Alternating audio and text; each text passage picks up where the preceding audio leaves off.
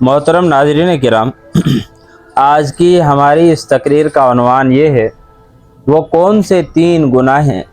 جو اللہ رب العزت کبھی معاف نہیں کریں گے۔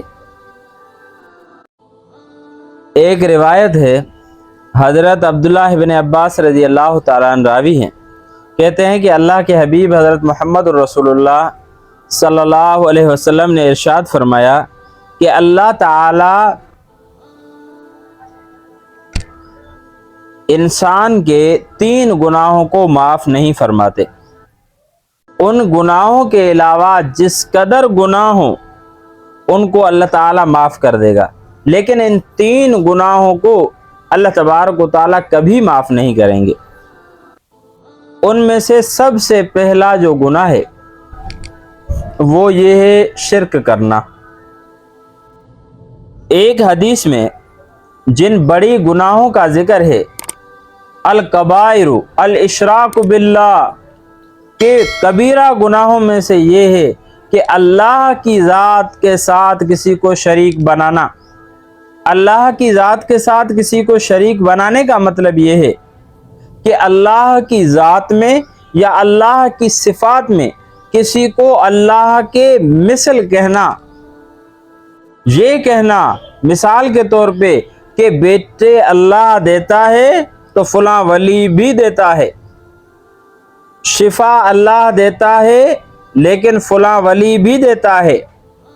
اسی طرح بگڑے ہوئے کام اللہ بھی بناتا ہے لیکن اللہ بناتا ہے لیکن فلاں جو ولی ہے وہ بھی بناتا ہے، یا اس قسم کے اور جو مثال کے طور پہ عقائد ہیں رکھنا، یہ اللہ کی ذات کے ساتھ شرک ہے، دوسرے کسی کو شریک بنانا ہے، اور شرک اللہ کی ذات کبھی بھی معاف نہیں کرتی،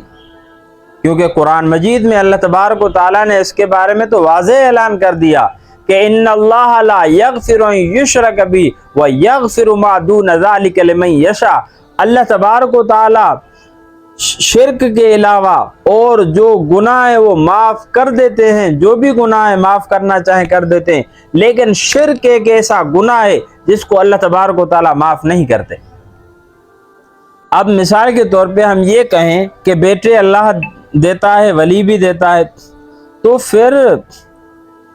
اگر ولی بیٹے دیتے تو بہت سارے ایسے اولیاء اللہ گزرے ہیں۔ میں ولیوں کی توہین نہیں کرتا، لیکن ایک عقیدہ ہے جو سمجھانا ضروری ہے۔ بہت سارے ایسے ولی اللہ کے نیک بندے گزرے ہیں، ان کی خود کی اولاد نہیں تھی، دوسروں کو اولاد دے رہے ہیں، خود کی اولاد کیوں نہیں؟ اسی طرح بہت سارے آپ کہتے ہیں کہ بھئی فلاں جو ولی کی قبر ہے ہم وہاں جائیں تو وہ جو ہے ہمیں شفا دیتا ہے۔ اگر اس طرح شفائیں دیتا تو پھر خود بیماری کی وجہ سے تڑپ تڑپ کے مر جاتا۔ میرا مقصد توہین کرنا قطعاً نہیں ہے، لیکن مسئلہ سمجھانا ہے کہ آپ نے دیکھا ہوگا کہ اللہ کے نیک بندوں کو بھی تو بیماری آتی ہے۔ اللہ کے حبیب صلی اللہ علیہ وسلم کے بارے میں آپ نے سنا ہوگا کہ نبی علیہ الصلوۃ والسلام کو تقریباً کوئی 2-3 ہفتے آخر میں جو مرض الوفات کے دن تھے ان میں تقریباً 1 ہفتے تک نبی علیہ الصلوۃ والسلام کو شدید ترین بخار رہا ہے، اور وہ کبھی کم ہوتا ہے کبھی زیادہ ہو جاتا ہے۔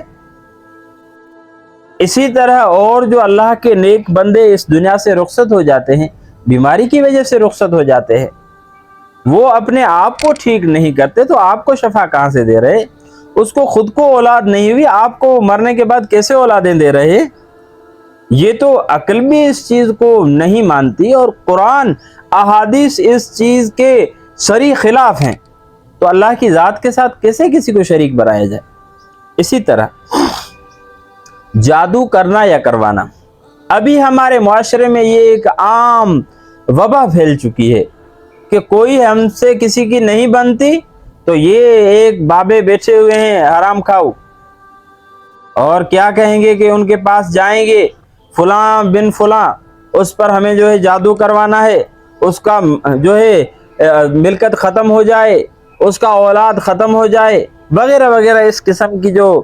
باتیں ہیں وہ ہوتی ہیں، اور پھر وہ بھی ظاہر بات ہے کہ ان کا کام پیسوں سے، کسی کا گھر اگر ٹوٹ جاتا ہے تو ٹوٹ جائے، انہیں کیا فرق پڑتا ہے، انہیں مقصد پیسوں سے ہے۔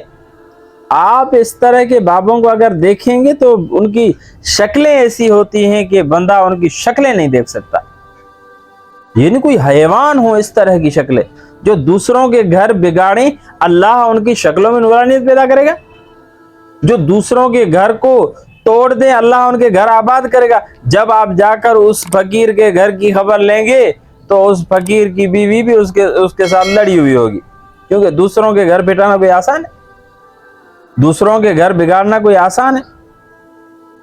تو جادو کرنا اور کروانا یہ دونوں بڑے گناہ ہیں، اللہ تبارک و تعالی یہ معاف نہیں کرتے۔ اسی طرح ایک روایت میں آتا ہے کہ اپنے مسلمان بھائی کے ساتھ حسد کرنا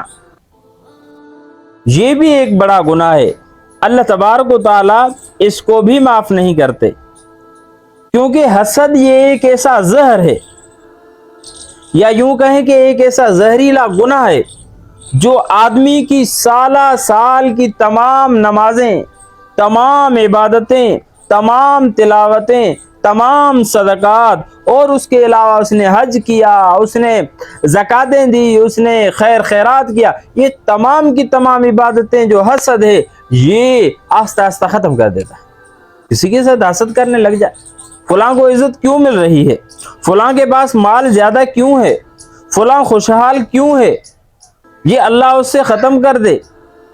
یہ ہوتا ہے حسد۔